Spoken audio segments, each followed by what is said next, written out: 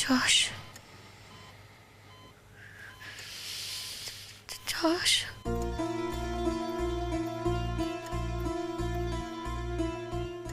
শবনম,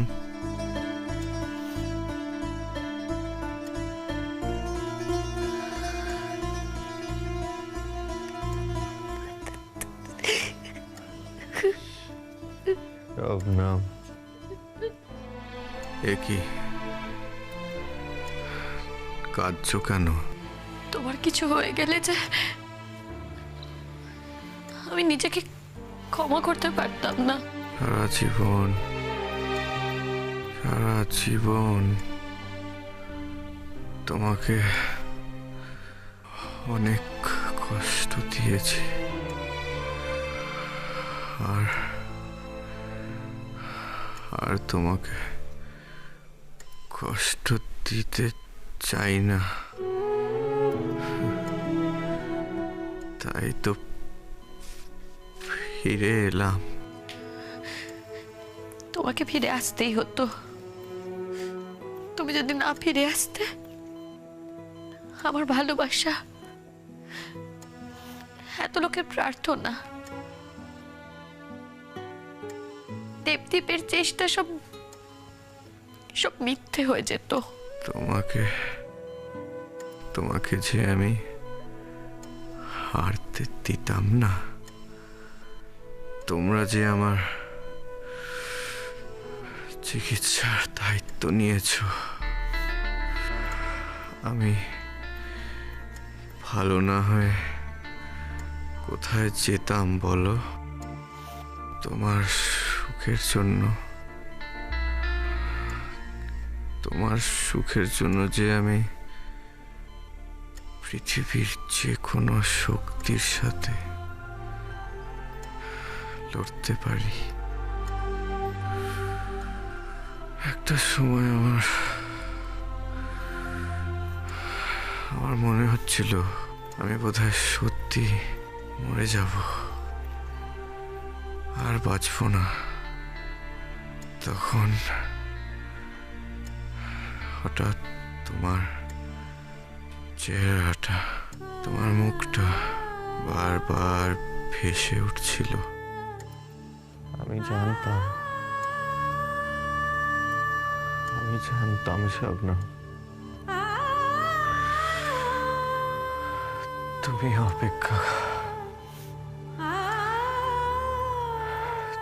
অপেক্ষা করে আছো আমার জন্য।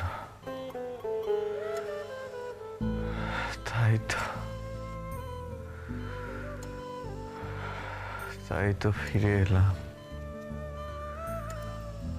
আমার শবনমের কাছে।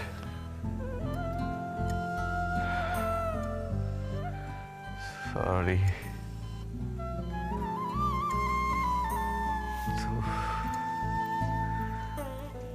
তুমি তো এখন আর আমার নও। তুমি না আমাকে কোনোদিনও বোঝোইনি। যদি বুঝতে তাহলে এই কথাটা বলতে না। দেবদীপ তো তোমাকে বোঝে। দেবদীপ তো খুব ভালো মানুষ। তোমার মতন মানুষকে দেবদীপের মতন মানুষরাই ডিজার্ভ করে। আমি জানি শবনম, আমিও তো একজন ডাক্তার। যতই অপারেশন সাকসেসফুল হোক, যতই সবকিছু ঠিক হোক, এটা এমনই একটা রোগ যেটা পুরোপুরি সারার মতো নয়। বেশ কিছু বছর হয়তো ঘাপটি মেরে লুকিয়ে বসে থাকবে, তারপর আবার অনেক বছর পর অনেক শক্তি সঞ্চয় করে আমার উপর ঝাঁপিয়ে পড়বে। তাই যবেই চাই এটুকু জেনে যাব যে তুমি ভালো আছো। জীবনে তুমি প্রকৃত ভালোবাসার মানুষকে খুঁজে পেয়েছো, যে তোমাকে এত ভালোবাসে, এত সম্মান করে। আর জর্জ যদি সুস্থ হয়ে ওঠে, আপনারা ওর থেকে দূরে থাকবেন তো? কথা দিন, নতুন করে আর ওর কোনো ক্ষতি করবেন না তো? ভগবান, আমার ছেলেটাকে ভালো করে দাও। সারা জীবনও অন্যের ভালো করেছে, সাহায্য করেছে অন্য লোকের। নিজের কষ্ট নিজের বুকের মধ্যে চেপেছিল, কাউকে কিচ্ছু জানতে দেয়নি। ওকে সুস্থ করে দাও ভগবান। এত মানুষের ভালোবাসা, প্রার্থনা, চেষ্টা সব মিথ্যে করে দিও না ঈশ্বর, সব মিথ্যে করে দিও না।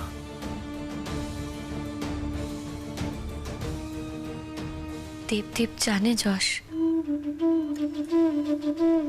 তুমি আমার জীবনে ঠিক কতটা জুড়ে আছো। সবটা জেনেই আমাকে ভালোবেসেছে। আমার আমিটাকে কখনো বদলাতে হয়নি আমাকে দেবদীপের কাছে। তাই আমি দেবদীপকে এতটা শ্রদ্ধা করি। ভালোবাসো না? তুমি সূর্যকে আলো দিতে পারবে যশ? দেবদীপের ভালোবাসা না সূর্যের মতো। ভালোবাসলাম কি বাসলাম না সেটা ম্যাটার করে না। তার কিছু চাই না বলে তুমিও কি তাকে কিছু দেবে না শবনম? কে বলেছে দেব না? আমি আমার সত্যিটা তাকে দিয়েছি যশ।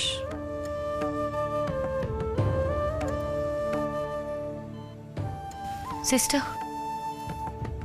বলছি ডক্টর দেবদীপকে গিয়ে বলুন পেশেন্টের জ্ঞান ফিরেছে। Okay ma'am.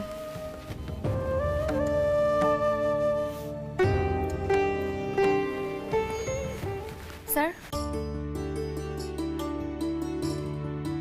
যশ বসুর জ্ঞান ফিরেছে, কথাও বলছে।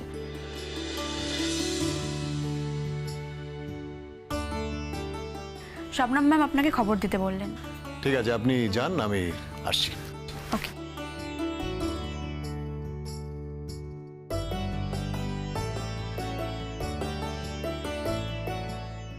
শবনম, আমি তোমাকে এ জন্মে হারিয়ে ফেলেছি, কিন্তু যদি জন্মান্তর বলে কিছু থাকে তাহলে এরপর প্রত্যেক জন্মে তুমি আমার হবে, শুধু আমার।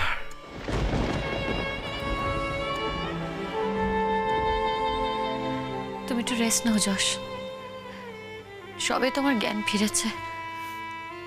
এখন এত কথা বললে তোমার শরীরটা খারাপ হবে। কিচ্ছু হবে না আমার। এই যে তুমি আমার পাশে আছো, আমি আমি ঠিক সুস্থ হয়ে উঠব। আমার আমার কোনো কষ্ট হচ্ছে না শবনম। অনেকদিন পর একটু ভালো লাগছে আমার। তুমি এখন কোথাও যেও না শবনম, একটু আমার কাছে থাকো। আমি কিন্তু তোমার কাছেই আছি যশ, কিন্তু প্লিজ তুমি একটু ঘুমো। আমি এখানেই থাকবো, আমি এখানে বসে থাকবো। তোমার সাথে খুব কথা বলতে ইচ্ছে করছে শবনম। মনে হচ্ছে কত যুগ পর তোমার সাথে কথা বলছি। এরকম যদি জেদ করো তাহলে কিন্তু আমি এখান থেকে চলে যাব। শবনম, আমার মাথায় একটু হাত বুলিয়ে দেবে? তাহলে আমি ঘুমিয়ে পড়বো।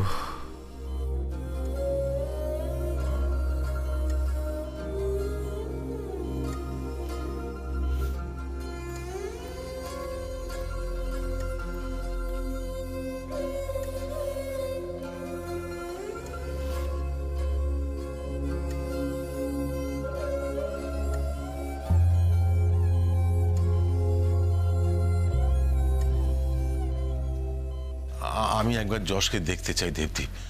হ্যাঁ নিশ্চয়ই আঙ্কেল, তবে আমি একবার গিয়ে দেখি কি অবস্থা, তারপরে আপনাকে আমি জানাচ্ছি, খবর দিচ্ছি আপনাকে। আচ্ছা ঠিক আছে।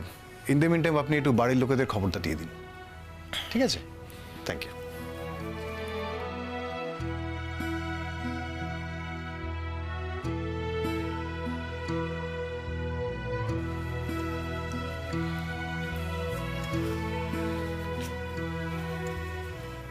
যশ,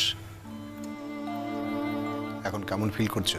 আমার সব থেকে কাছের দুজন বন্ধু আমার আমার চিকিৎসা করেছে। আমার জন্য তারাই লড়াইটা লড়েছে। ভালো না হয়ে কোথায় যাই বলো তো? বলছি এখন কেমন ফিল করছো? এখন ঠিক আছে। Very good. তুমি ফাইটার যশ, তোমার কিচ্ছু হতে পারে না।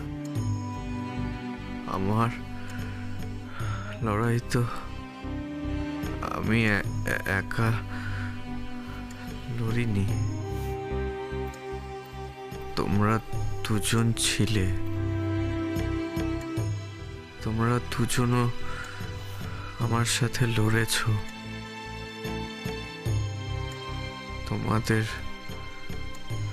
তোমাদের জন্য তো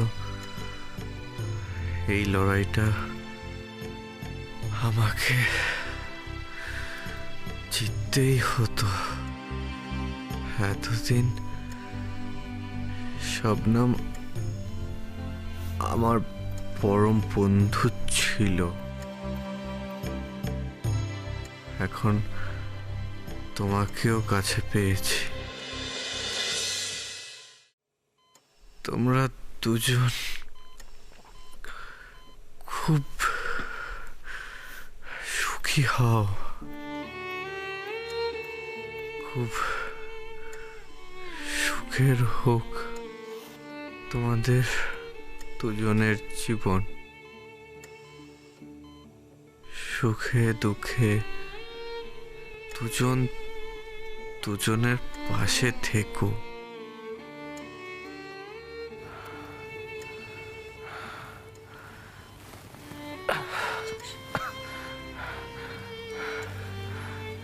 শবনম, দীপ, আজ থেকে শবনম তোমার।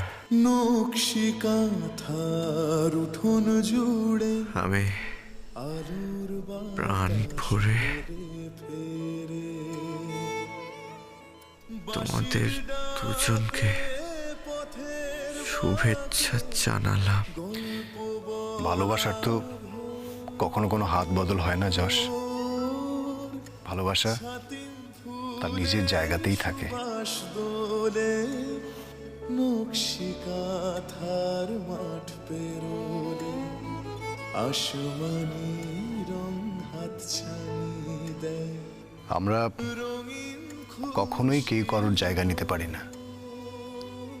আমাদের হৃদয়ে প্রত্যেকের জন্য জায়গা থাকে, আলাদা আলাদা জায়গা।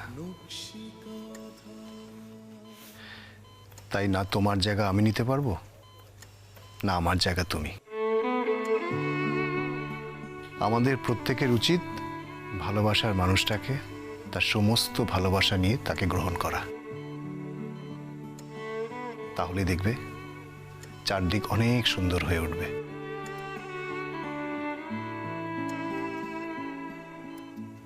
চলো অপরাজিতা, যশকে এখন একটু রেস্ট করতে দাও। আসছি যশ। এসো।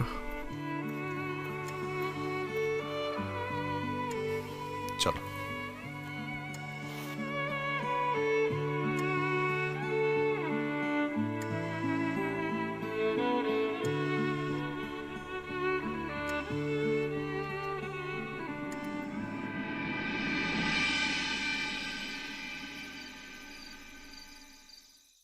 হতে পারে না আমার যশের কিছু হবে না। তুমি তুমি যশকে বাঁচাও। দেবদী, তোমাকে না যশকে বাঁচাতেই হবে। দেখো, আমি তো কখনো তোমার কাছে কিছু চাইনি।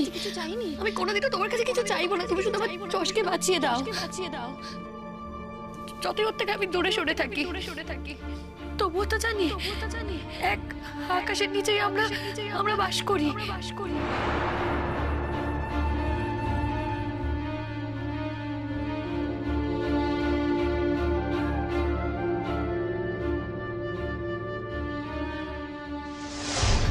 আমি যে নিঃশ্বাস নিই, আমি যে বাতাসের নিঃশ্বাস নিই, সেই বাতাস আমার যশকে ছুঁয়ে যায়।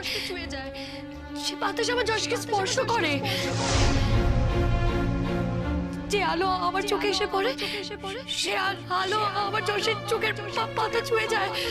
যশ যদি এই পৃথিবীতে না থাকে, আমি এই পৃথিবীতে বেঁচে থেকেও মরে যাব। আমি যশকে ছাড়া ভাবতে পারি না। যশ আমাকে শবনম বলে ডাকবে না, সেটা আমি মেনে নিতে পারবো না দেবদীপ। বাবু, এই বাবু, আরে টেবিলে তো খাবার সার্ভ করা হচ্ছে, আয় খেতে বস। কত রাত হলো বলতো?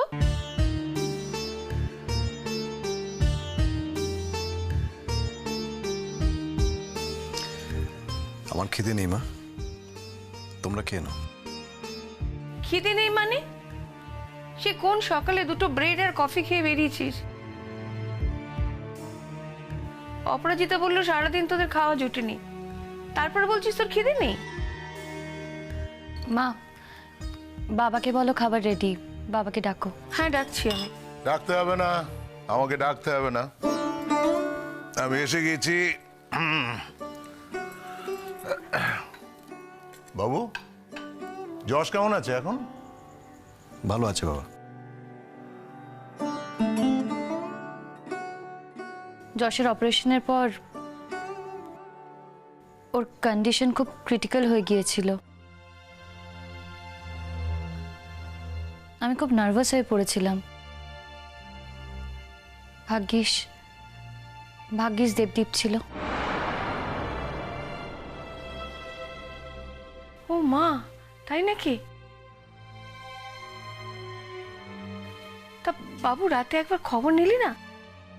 কেমন আছে ছেলেটা কে জানে। মা, হসপিটাল থেকে ফিরলাম তো সবকিছু কমপ্লিট করে। ওকে সেডাটিভ দেওয়া হয়েছে, ঘুমোচ্ছে এখন। সেরকম কোনো ইমার্জেন্সি হলে তো হসপিটাল থেকে ফোন করতো।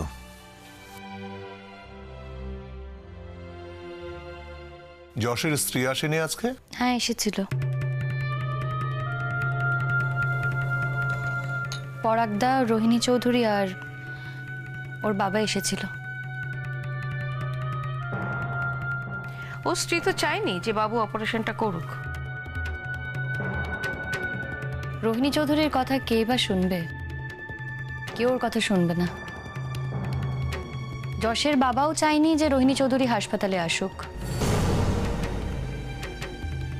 উনি আগেই চলে এসেছিলেন, পরে অবশ্য রোহিণী চৌধুরী আসে। অপরাজিতা, তুমি রুটি খাবে তো? সারাদিন তোমাদের যা হেক্টিক গেছে, আমি এই জন্য আজকে একটু হালকা রান্না করেছি। বাহ, চিকেন স্টুটা খুব ভালো হয়েছে। আমাকে আর একটু রুটি দাও তো। বাবু, ডিনারটা সেরে নে, তোর ফেভারিট চিকেন স্টু গরম গরম খেলে খুব ভালো লাগবে। আমার একদম খিদে নেই বাবা, বললাম তো মাকে। সারাদিন তো কিছু খাওনি, খালি পেটে থাকলে কিন্তু শরীরটা খারাপ করবে। একদিন না খেলে কিছু হয় না। আমার তো মনে হচ্ছে বাবু তোর গ্যাসই ফর্ম করেছে, সারাদিন কিছু খাসনি তাই পেটটা ভার ভার লাগছে। অদ্ভুত তো, আমার কিছু হলে কি আমি বুঝতাম না? আর কিছু হলে কি ওষুধ খেতে হবে সেটা কি আমি জানি না? দেখ বাবু, সারাদিন যদি ছেলে না খেয়ে থাকে তার মায়ের কি খেতে ইচ্ছে করে? আশ্চর্য তো মা, তোমার খিদে পেলে তুমি খাবে না? মাদের যে কত জ্বালা তা তুই বুঝবি কি? মা প্লিজ স্টপ ইট। দেখো আমার এমনিতেই প্রচুর কাজের চাপ, অপারেশন, তার উপরে আবার নানান ধরনের পেশেন্ট। আমি খুব টায়ার্ড হয়ে আছি মা, আমার ইচ্ছে করছে না খেতে, প্লিজ।